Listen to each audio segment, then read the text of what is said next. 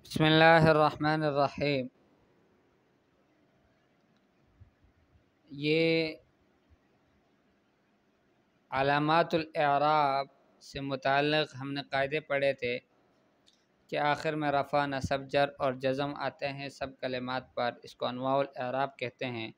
اور پھر ہم نے پڑھا کہ اعراب اصلی جو ہیں وہ 4 ہے، ضمہ، فتحہ، ان کی جو علامات ہے اعراب کی، ضمہ، فتحہ، کسرہ، سکون، اور ان سے دوسرے بھی علامات جیسے واو، الف، یا، یہ بھی اس کے جو ہیں اس کے قائم مقام آ جاتے ہیں، لیکن ان کو اپنی جگہ پہ ذکر کیا جائے گا۔ پھر ہم نے کہا کہ رفع نصب جو ہے یہ اسماء اور افعال میں مشترک ہے، جر خاص ہے اسماء کے ساتھ، اور جس طرح کہ جزم خاص ہے افعال کے ساتھ۔ اس سبق کے تمرینات رہ گئی تھی۔ عین الکلمات المعربہ فی العبارتین الآتیتین واشکل آخر کل منہا، معرب کلمات کی تعین کرو آنے والی 2 عبارتوں میں، اور ہر ایک کے آخر کی تشکیل بھی کر دو۔ علی الانسان ان یراعی فی الملابس فصول سنہ، انسان کو چاہیے کہ خیال رکھ لے ملابس میں، اپنے کپڑوں میں، فصول صنعت، سال کے موسموں کا۔ فیحسن بہ، اچھا لگتا ہے اس کے ساتھ، ان یلبس القطن فی الصیف، کہ گرمی میں وہ روئی کے لباس کو پہنے، والصوف فی الشتاء، اور صوف کے لباس کو پہنے شتاء میں، سردی میں۔ ان المزاح یجلب البغضاء ویقطع الاخاء، گپ شپ لگانا، مزاح کرنا، یہ بغض کو کھینچتا ہے اور اخوت کو کاٹتا ہے۔ فابتعد عنہ، اس سے دور رہو، الا اذا کان یسیرا، مگر تھوڑا سا ہو تو چل جاتا ہے۔ فإنه يريح العقل ويكسبه نشاطا، اس لیے کہ تھوڑا سا مزاح یہ عقل کو راحت پہنچا دیتا ہے اور اس کو نشاط اور چستی دے دیتا ہے۔ ٹھیک ہے، اس میں آپ نے کیا کرنا ہے کہ معرب کلمات کو آپ نے نکال لینا ہے دونوں عبارتوں میں۔ کون ثلاث جمل فی کل منہا اسم معرب مرفوع علی انہ فاعل، 3 جملے بناؤ کہ ان میں سے ہر ایک میں اسم معرب ہو اور وہ مرفوع ہو، اس بنیاد پر کہ وہ فاعل بن کر آیا ہو، فاعل مرفوع ہوتا ہے۔ 3 جملے ایسے بناؤ کہ ہر ایک میں اسم معرب ذکر ہو اور وہ مرفوع ہو، اس لیے کہ وہ مبتدا بن کر آیا ہو۔ اور 3 جملے ایسے بناؤ کہ ان میں اسم معرب ہو، مرفوع ہو، اس لیے کہ وہ اسم ہو کھانا کے لیے، کھانا کا اسم مرفوع ہوتا ہے۔ اور 3 جملے ایسے بناؤ کہ ہر ایک میں اسم جو ہے وہ معرب ہو، مرفوع ہو، اس بنیاد پر کہ وہ ان کے لیے خبر ہو۔ نمبر 3، ایتی بثلاث جمل فی کل منہا اسم معرب منصوب علی انہ مفعول بہ،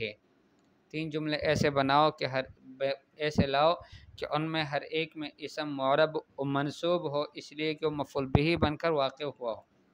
3 جملے ایسے بناؤ کہ ہر ایک میں اسم معرب منصوب علی انہ خبر لاصبح، اصبح کے لیے خبر بن کر آیا ہو، اس وجہ سے وہ منصوب ہو۔ 3 جملے لاؤ کہ ہر ایک میں اسم معرب ہو، منصوب ہو، اس لیے کہ وہ ان کا اسم بن کر آیا ہو۔ 3 جملے ایسے لاؤ کہ ان میں سے ہر ایک میں اسم معرب ہو، مجرور ہو حرف جر کے ساتھ۔ ضع کل اسم من الاسماء الاتیہ، نمبر 4، آنے والے اسماء میں سے ہر اسم کو رکھ لو، فی جمل 3 جملوں میں، بحیث یکون مرۃ مرفوعا و مرۃ منصوبا و مرۃ مجرورا، کہ ایک دفعہ یہ مرفوع بن کر آئے، دوسری دفعہ منصوب، تیسری دفعہ مجرور۔ القطار، ریل گاڑی، الجمل، اونٹ، الکتاب، کتاب، التفاح، سیب، باب، دروازہ، مفتاح، چابی۔ ضع کل فعل من الافعال الاتیہ فی جمل 3، آنے والے افعال میں سے ہر فعل کو 3 جملوں میں رکھ لو، بحیث یکون مرۃ مرفوعا و مرۃ منصوبا و مرۃ مجزوما، کہ اس انداز سے کہ ایک دفعہ مرفوع ہو، دوسری دفعہ منصوب ہو، تیسری دفعہ مجزوم ہو۔ یکتب، یفتح، ینظف، یشتغل، یستخرج، یتعلم، لکھتا ہے، کھولتا ہے، صاف کرتا ہے، مشغول ہوتا ہے، نکالتا ہے، سیکھتا ہے۔ بین فی العبارۃ الآتیہ الکلمات المعربہ التي لا يدخلها الجزم، آنے والی عبارت میں وہ کلمات معربہ کو بیان کرو کہ جس پر جزم داخل نہیں ہو سکتا، والتي لا يدخلها الجر، اور وہ بھی ذکر کر لو کہ جس پر جر داخل نہیں ہوتا، یعنی منصرف غیر منصرف کا مسئلہ ہو۔ یجب علی الانسان ان یبذل کل جہد فی اعلاء شأن وطنہ، ہر انسان پر واجب ہے کہ وہ اپنا تمام تر کوشش کو صرف کر لے اپنے ملک کی شان کو بلند کرنے کے لیے، وَأَن يَعْمَلَ عَلَى مَا يَجْلُبُ السَّعَادَةَ لِسَاكِنِيهِ، اور وہ یہ کام کرے، اس چیز کی محنت کرے، کوشش کرے، وہ کام کرے کہ جو رہنے والوں کے لیے سعادت اور راحت اور خوشیوں کو کھینچتا ہو۔ وَلَن يَتِمَّ لَهُ ذَلِكَ، اور یہ اس کے لیے ہرگز پورا نہیں کر سکے گا، اس کو یہ کام مجھ سے ہو نہیں سکے گا، إِلَّا بِأَن يُقَدِّمَ الْمَنْفَعَةَ الْعَامَّةَ عَلَى الْمَنْفَعَةِ الْخَاصَّةِ، مگر اس وقت کہ جب تک وہ عام منفعت کو خاص منفعت پر مقدم نہ کرے۔ سارے لوگوں کی اچھائی چاہے گا، اپنی اچھائی کو قربان کرے گا، اپنی بھلائی، اپنا میرا خیر ہو، میرے مسئلے حل ہوں، اس کی کوشش نہیں کرے گا، بلکہ لوگوں کے مسائل حل ہوں۔ اس طرح سے جب جینا شروع کرے گا تو پھر وہ وطن ترقی کرے گا۔ اور یہی وہ فرق ہے جو علماء نے کی ہے خلافت اور ملوکیت میں۔ خلافت میں خلیفہ کی کوشش ہوتی ہے کہ اپنا سب کچھ لگ جائے، اس کا اپنا سب کچھ قربان کر دے، لیکن لوگوں کو، پورے ملک کو، پورے وطن کے باسیوں کو، سب کو راحت، سعادت، ان کو چین، آرام، اور ان کو وہ خوشحال رہیں، یہ اس کی کوشش ہوتی ہے۔ جبکہ ملک جو ہوتا ہے، بادشاہ، وہ چاہتا ہے کہ میرا سب کچھ بن جائے، باقی سب کا بگڑے تو بگڑنا ہے تو سب کا بگڑے، اسے کوئی غرض نہیں ہے، ٹھیک ہے۔ تو گویا اس جملے میں یہ منفعت عامہ کو منفعت خاصہ پر مقدم کرنا، یہ خلافت کی طرف اشارہ ہے۔ اذکر خمس جمل، جس سے ہم سب محروم ہیں، اللہ جل جلالہ سارے مسلمانوں کو بہترین خلفاء ایک بار پھر نصیب فرما دیں کہ تقریباً بہت عرصہ ہو گیا خلافت عثمانیہ کے سقوط کے بعد سے تو بالکل ہم خلافت کے نام سے اور خلافت کے انداز سے، اس کے طریقے سے، اس سے ہم محروم ہو گئے کہ ہمیں وہ، ہماری نظروں نے، ہماری آنکھوں نے وہ منظر نہیں دیکھے کہ جب مسلمان پوری دنیا کے اندر ایک جسد کی طرح رہتے تھے اور ساری دنیا میں ایک مسلمان کا بادشاہ ہوتا تھا۔ امت کہتے ہی اسی کو ہے کہ ان میں بات کرنے والا ایک ہوتا ہے اور ان سب کی فکر ایک ہوتی ہے، سب کا مقصد ایک ہوتا ہے، اس طرح کے مجموعے کو امت کہا جاتا ہے۔ اب اگر ہر ایک کی اپنی اپنی فکر ہے، اپنی اپنی منفعت کو چاہتا ہے کہ میرا بن جائے، سب کا بگڑے تو بگڑے، تو اس طرح سے امت نہیں بنتی۔ اور ہر دوسرا تیسرا کڑا ہو کر بات کرتا ہے تو یہ بھی امت نہیں ہے۔ امت کے لیے ایک خلیفہ کی ضرورت ہے کہ جو سب کو بٹھائے کہ بیٹھ جاؤ تو سب بیٹھیں، سب کو کہیں کہ اٹھ جاؤ تو سب اٹھیں۔ اللہ جل جلالہ اپنے فضل و کرم سے ہمیں وہ اچھے اور خوبصورت مناظر پھر سے دکھا دے۔ اللہ جل جلالہ بڑے مہربان ہیں۔ اذکر خمس جمل تشتمل کل واحد منها على فائدۃ من فوائد نہر النیل، ٹھیک ہے۔ 5 جملے لکھ لو کہ ان میں سے ہر ایک جملہ جو ہے وہ نہر نیل کے فوائد میں سے ایک فائدے پر مشتمل ہو۔ ثم بین ما فی الجملتین الاولیین من الکلمات المعربہ، پھر پہلے والے 2 جملوں میں جو معرب کلمات استعمال ہوئے ہیں ان کو بیان کر لو کہ کون کون سے کلمات معرب ہیں۔ وعلامات اعرابھا، اور اس کے اعراب کے علامات بھی بیان کر لو۔ دریائے نیل یہ جنت کی نہر ہے، حدیث پاک میں آتا ہے السیحان والجیحان والفرات والنیل من انہار الجنہ، 4 نہروں کا حضور پاک صلی اللہ علیہ وسلم نے ذکر کیا اور فرمایا کہ سیحان اور جیحان اور فرات اور نیل یہ جنت کے نہروں میں سے ہے۔ اور اس کے علاوہ نبی پاک صلی اللہ علیہ وسلم جب معراج پر تشریف لے گئے تو فرماتے ہیں میں نے وہاں پر سدرۃ المنتہا کے پاس سے 4 نہروں کو دیکھا، جن میں سے 2 روحانی باطنی نہریں تھیں اور 2 ظاہری۔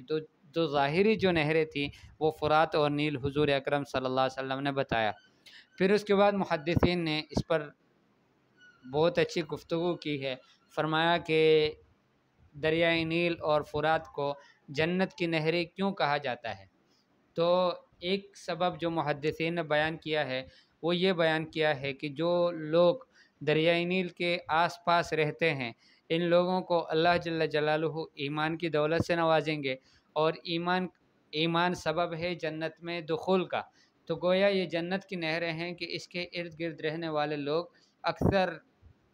بڑے اچھے صفات کے لوگ ہیں، تو ایمان کے ساتھ ساتھ فرمایا وہ جنت میں جائیں گے۔ یہ ایک بات جو بہت مزے کی ہے اور واقعی اس کا مشاہدہ ہے کہ عموماً دریائے نیل کے ارد گرد جو لوگ بسے ہوئے ہیں، چاہے وہ حبشہ میں ہیں، چاہے وہ سوڈان میں ہیں، چاہے وہ مصر میں ہیں، یا پھر اس کے علاوہ دوسرے ممالک میں ہیں، تو وہ بہت اچھے اچھے لوگ وہاں پر رہتے ہیں، ایک بات۔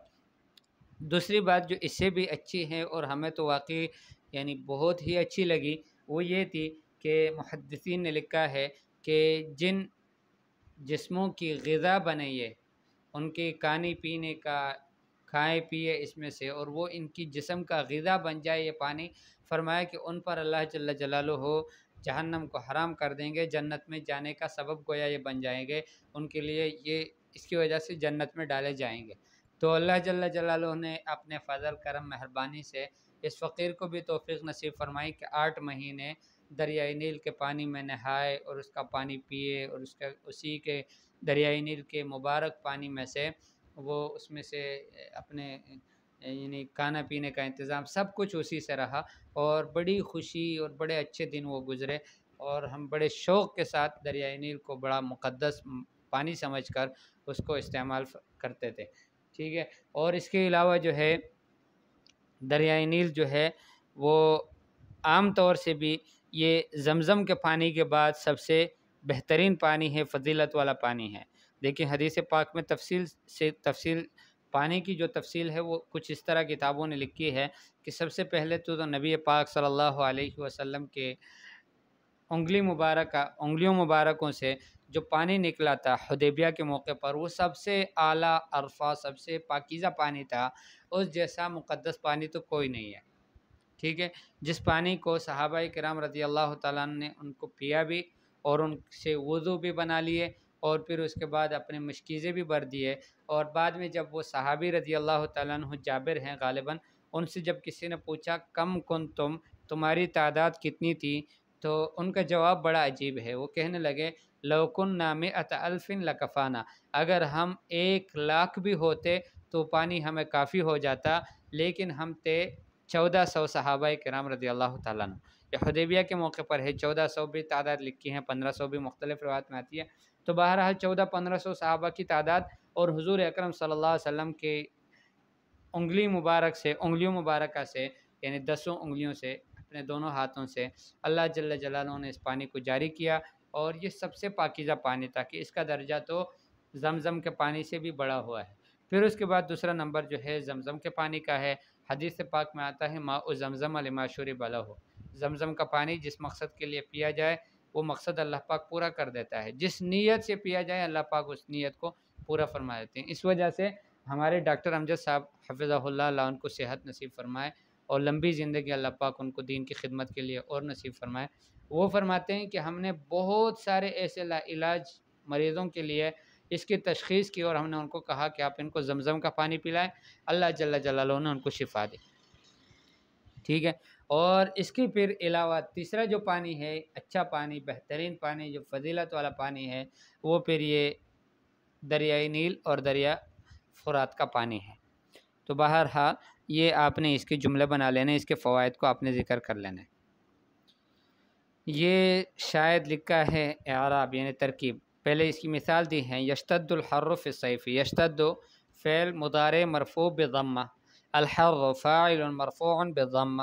فی حرف جر مبنی علی السکون، الصیف مجرور بفی وعلامۃ جرہ الکسرہ، ٹھیک ہے۔ یہ آنے والے 2 جملوں کی 3 جملے ہیں، ان کی آپ نے ترکیب کرنی ہے۔ لم یدرک علی القطار، علی کو قطار نہیں ملا، ریل گاڑی نہیں ملی۔ حضر الطبیب الی المنزل، ڈاکٹر گھر آ گئے۔ النار مشتعلۃ فی الحطب، آگ جل رہی ہے لکڑیوں میں۔ احوال بناء الفعل الماضی، یہ انشاءاللہ اگلا سبق ہمارا ہوگا۔ السلام علیکم ورحمۃ اللہ وبرکاتہ۔